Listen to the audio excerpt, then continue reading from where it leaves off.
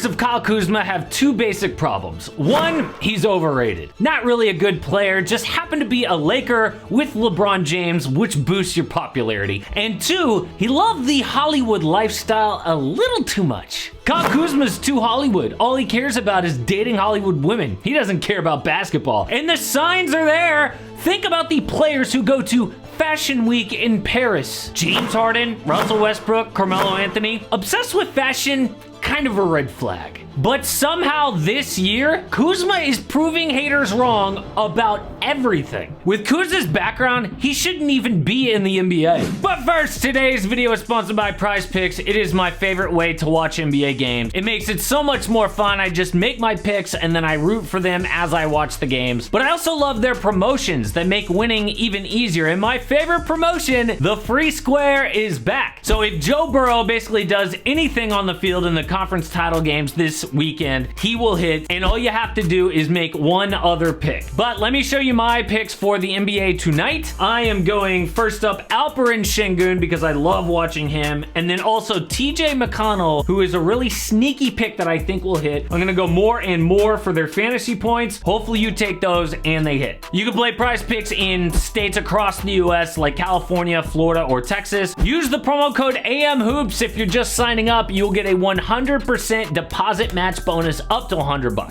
His mom played varsity basketball in high school, but she was good enough at track to get a college scholarship. Then she unexpectedly got pregnant and dropped out of school. Looking back, I was close enough to finishing my degree that maybe I could have found a way to stay and graduate, but I have no regrets because raising Kyle was the best decision I ever made. But Kuz had no dad. They were so poor, they moved 9 times in 16 years, living in his grandma's basement. The one thing that saved his life was the YMCA in Flint, Michigan. He would take the bus there and play hoops until his mom got off work. But because he was a late bloomer, he almost didn't make the league. Kids who grow up near Michigan either want to go to Michigan like Jordan Poole or Michigan State like Draymond Green. Kuz only had one offer entering his senior year. The best D1 scholarship was Utah, who only have 3 drafted players in 20 years. Even worse, he couldn't even start as a sophomore. But as a junior, Kuz broke out, averaging a double-double and attracted NBA scouts. So he put some feelers out there. But the news he got back was heartbreaking. 19 teams said he'd be a late second-round pick at best.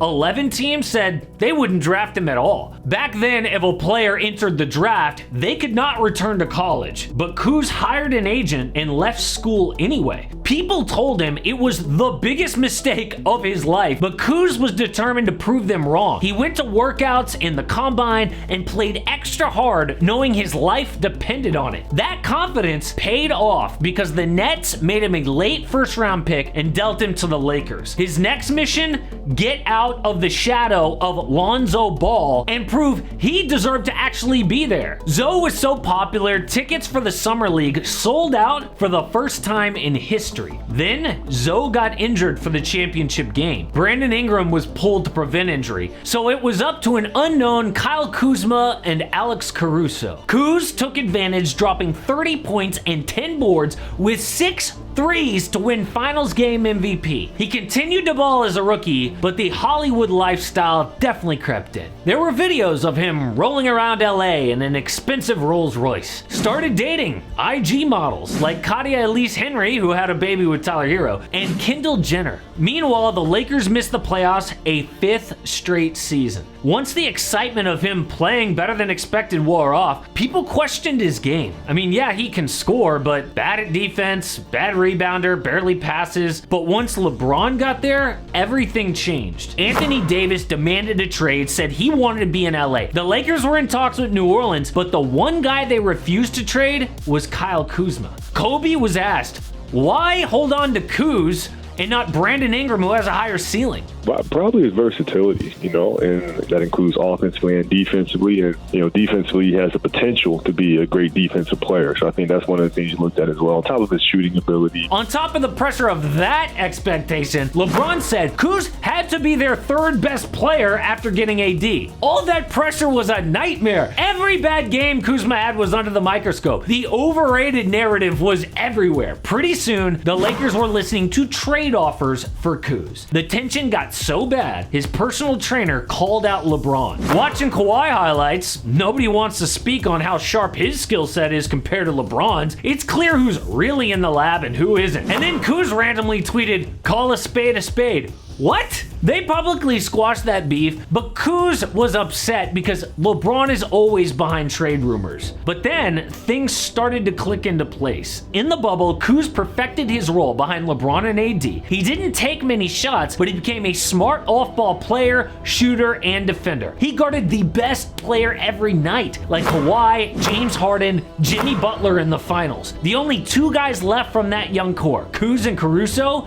became champs. But back home in Michigan, things were bad. Flint was just getting over a crisis that forced people to boil their water for years. They were always ranked top 2 poorest city in America. Kuz started to go back home to show kids what was possible. One kid didn't even believe he was actually Kyle Kuzma. Yeah, I'm him. I said you were.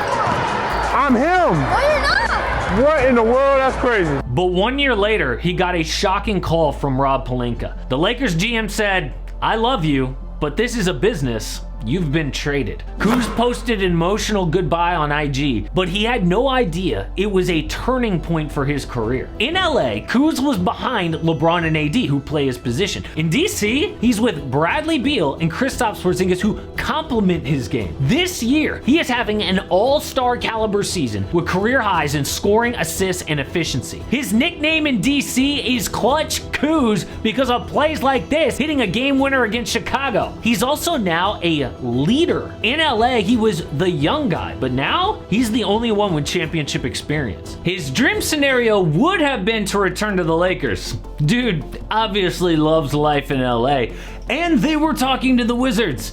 But unfortunately for him, that was for Rui Hachimura. The Lakers just traded Kendrick Nunn and 3 seconds for Rui. Now DC wants to keep Kuzma, but he intends to be a free agent and test the market. They can't afford to lose him for nothing, so a trade somewhere could be coming in the next few weeks.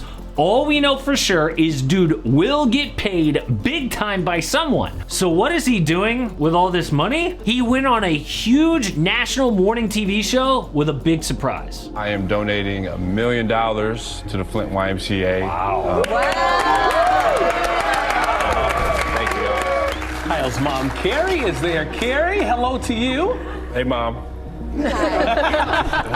Thank you so much for being such a great human and giving back.